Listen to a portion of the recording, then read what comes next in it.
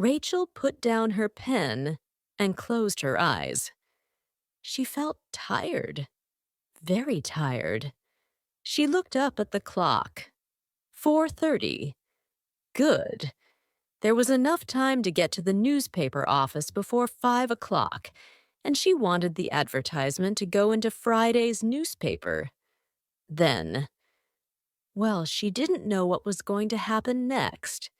It was a wonderful idea, and it was a new idea.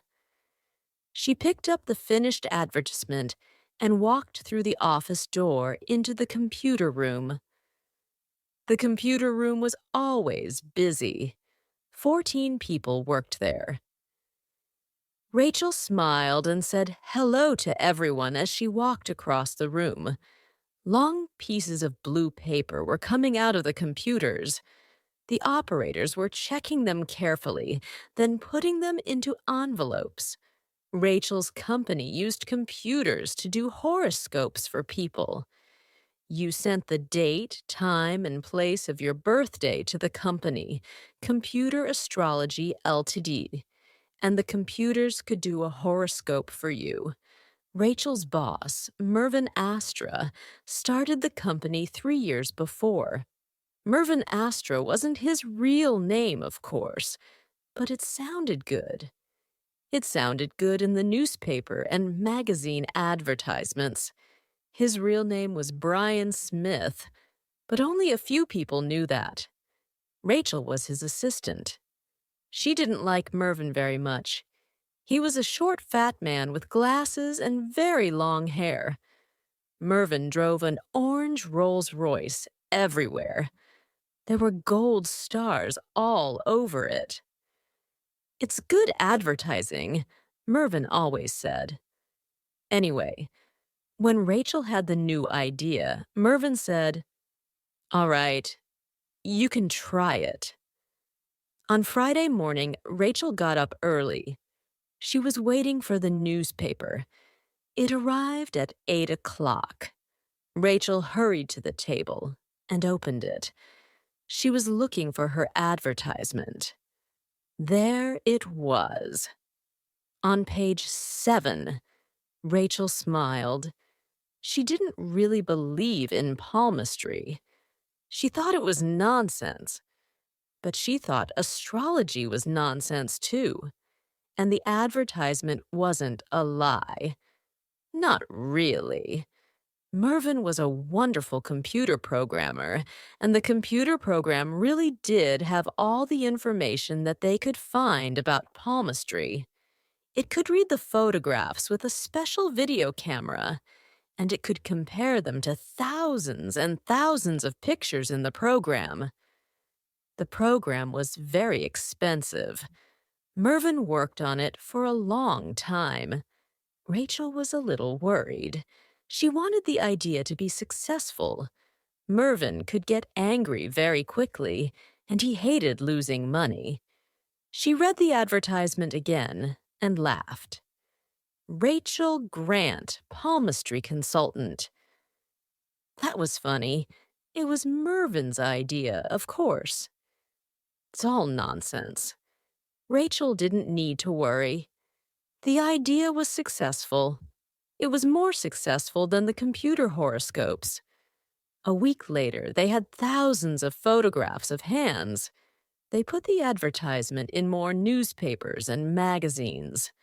Mervyn had to buy more computers, and a month later, there were 30 people working in the computer room. Mervyn bought a yellow Cadillac and put pictures of hands all over it. He used to drive the Rolls-Royce during the week and the Cadillac at weekends. He was a very happy man. Mervyn gave Rachel a lot more money, but she wasn't happy. She was embarrassed by her job, palmistry consultant. 3 months ago, it was funny. Now it was embarrassing. When people said, "What do you do?" she usually said, "Oh, I work with computers." One day, Rachel was at a party. She was speaking to a woman. They were talking about sport when the woman asked her name.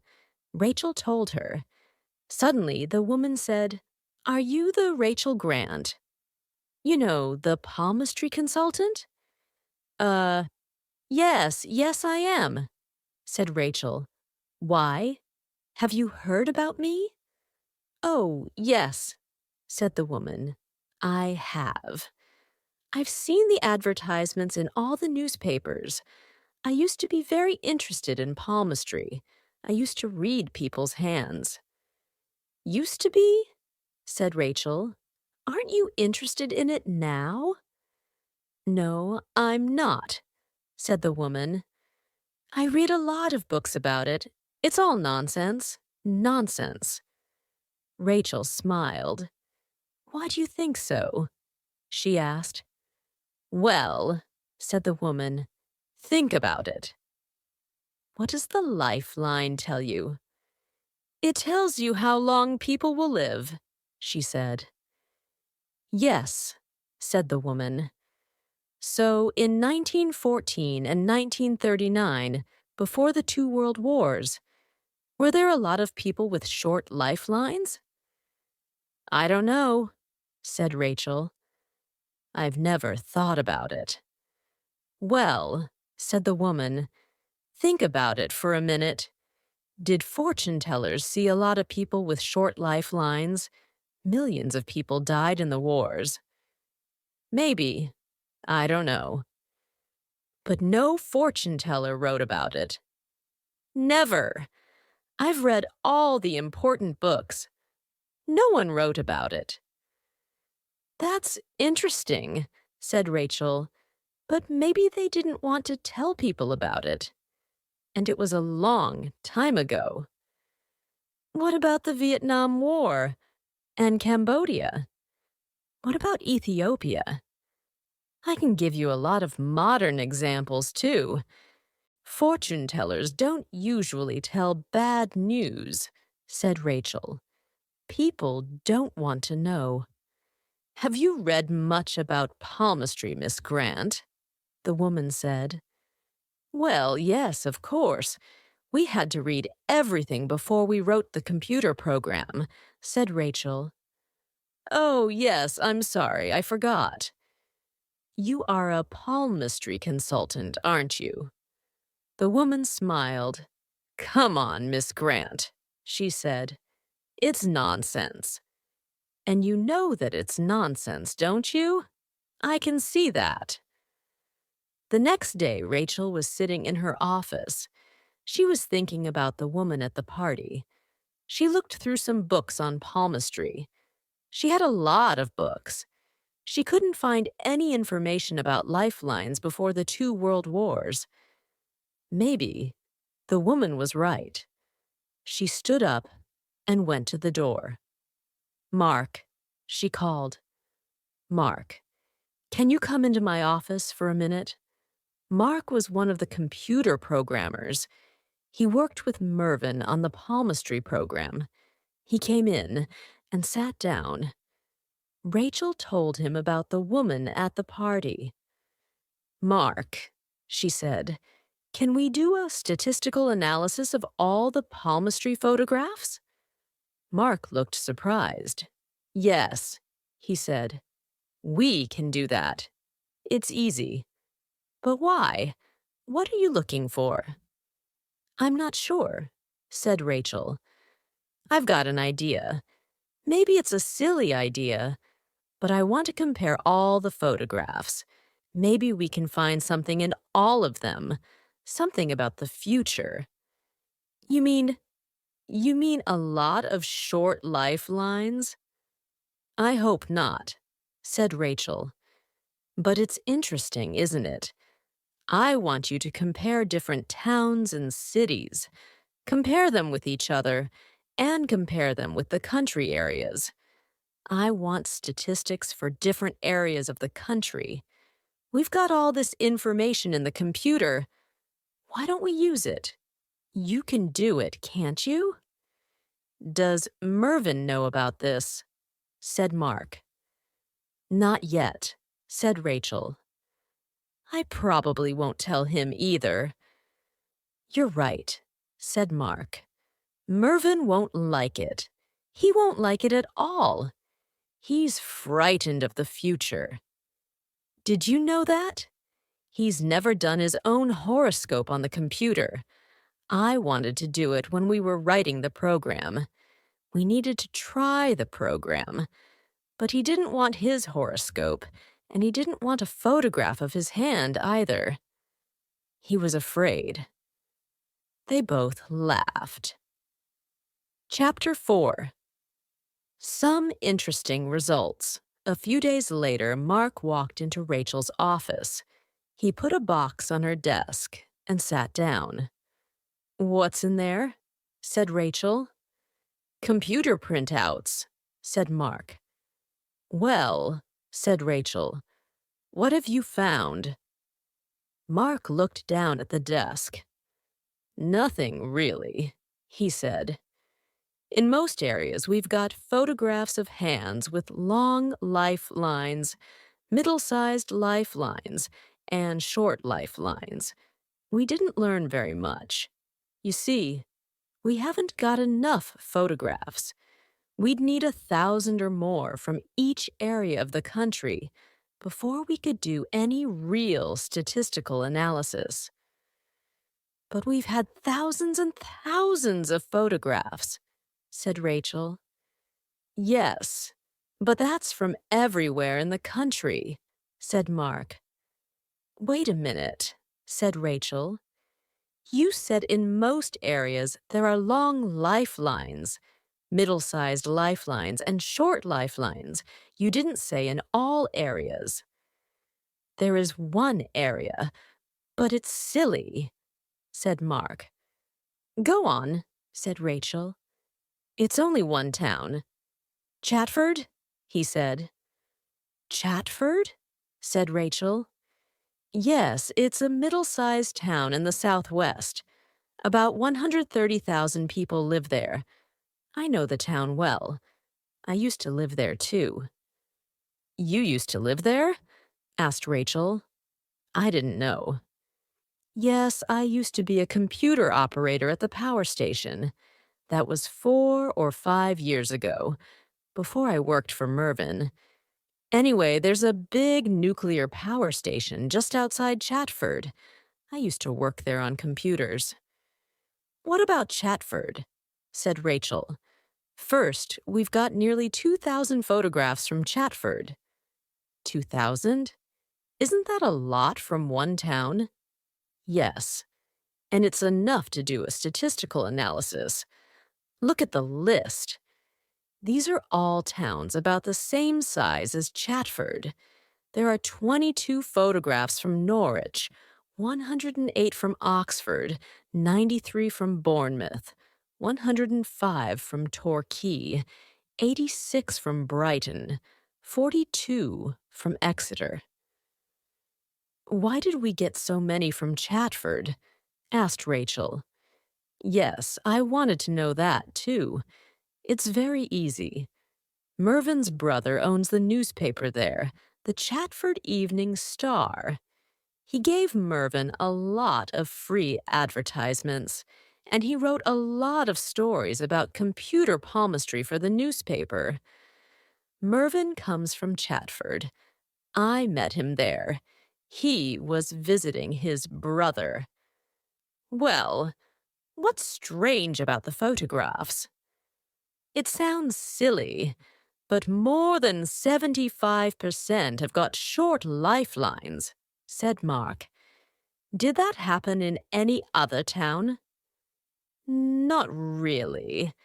All the photographs from Norwich had long lifelines. Then I looked at the addresses on the back of the photographs. We only had 22, but 20 were all from the same hospital for old people.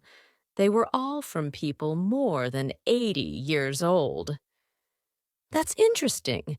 You mean all of these old people had long lifelines?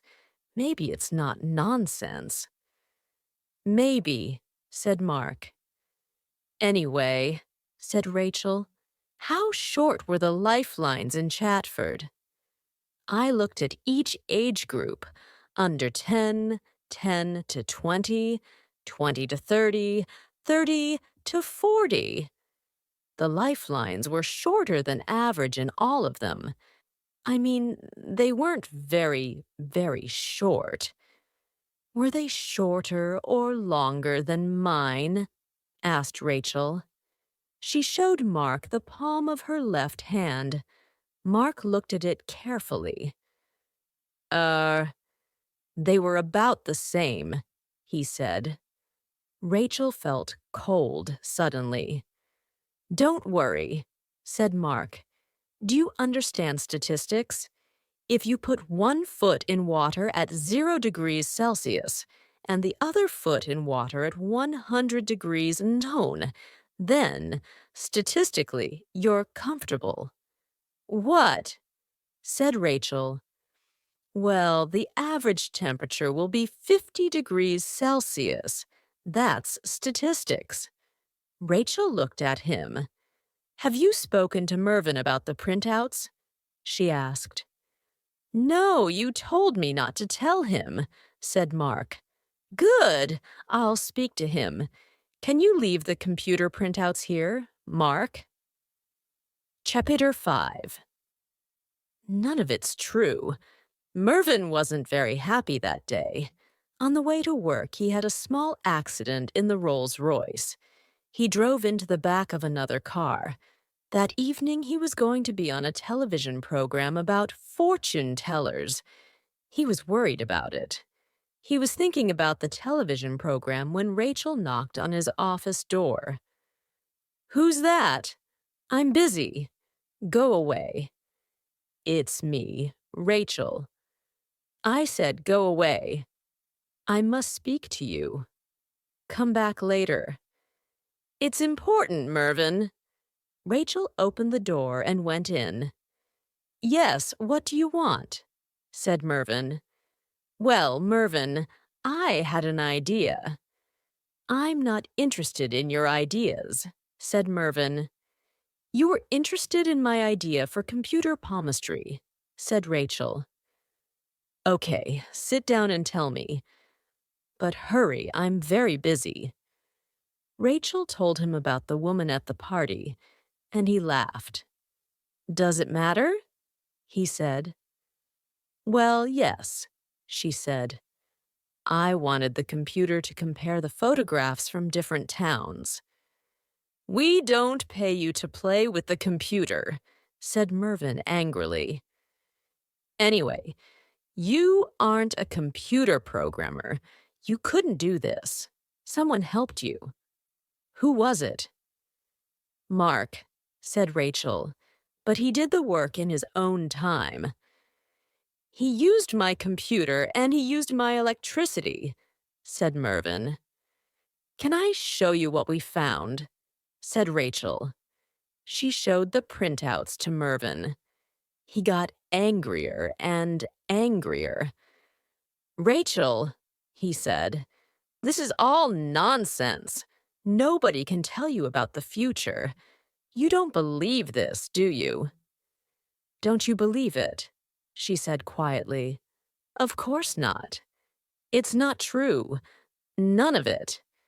Then you're cheating your customers. Yes, I know, said Mervyn. There's a fool born every minute. You've heard that before, haven't you? That's why I'm a rich man. Anyway, we got all the information about palmistry and astrology from the best books. The program doesn't cheat. It gives us the best information on palmistry. But all of the information is nonsense. Rachel stood up. That's it, Mervyn. You're a cheat and a thief. Mervyn smiled. Thank you, he said. Well, I'm not working for you anymore. You can find another palmistry consultant. Ask at the prison. They'll find somebody for you. She left Mervyn's room and hurried back to her office. She put on her coat and walked out. The air outside felt clean and good. She smiled. She wasn't a palmistry consultant anymore. Now, she thought, I'm going to get a real job. Chapter 6, Chatford Rachel left computer astrology on March 19th.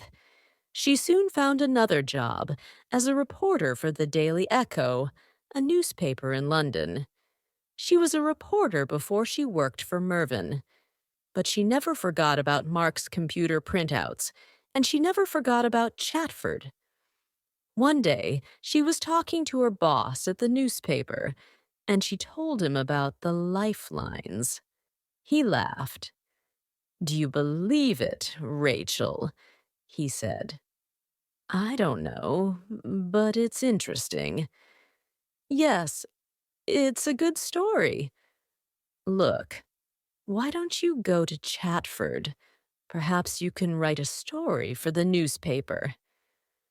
"Mervyn won't like it," she said. "Are you worried about Mervyn Astra?" "No, you go and write the story. Look round Chatford. Talk to people. Read their hands."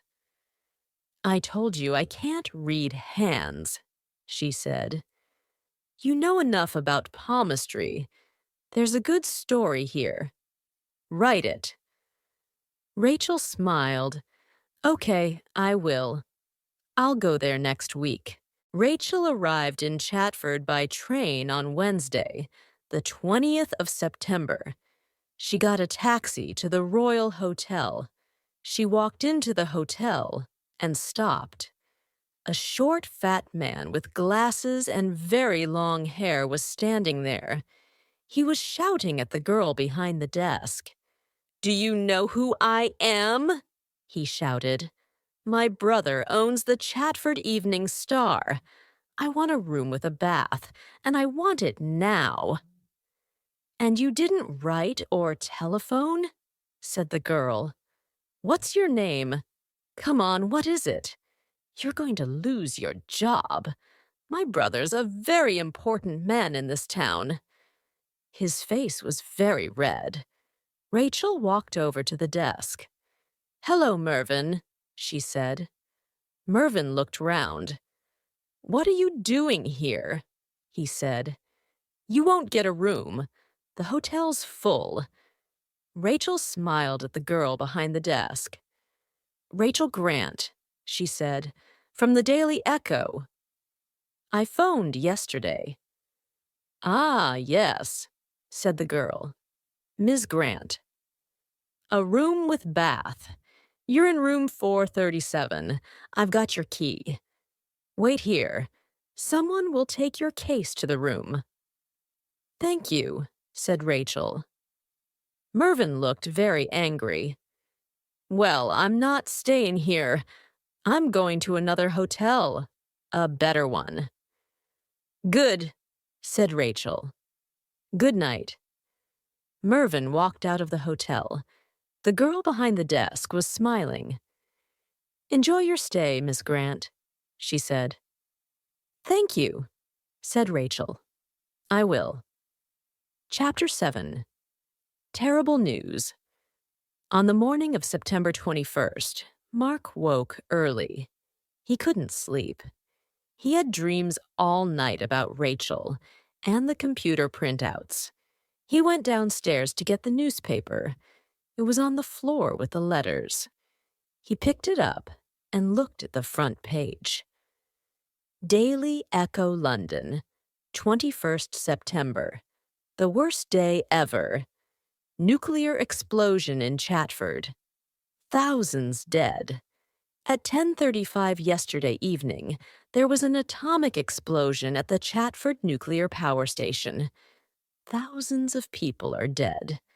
The army has closed all roads round Chatford, and there is no news from the town. Nobody knows why the power station exploded or how many people have died. Our reporter, Rachel Grant, was in the town when the power station exploded. The army has asked people to stay in their homes in an area 50 miles round Chatford. The Prime Minister will speak on television and radio at 9 o'clock this morning. Mark put down the newspaper. He was crying. He went to a cupboard and took out the box of computer printouts. He looked at them for a moment. Then he walked over to the telephone. He had to phone the Daily Echo. He found the phone book and looked for the number. Then he stopped and thought. He picked up the box of printouts, took them into the garden, and burned them. He never told anybody about the lifelines.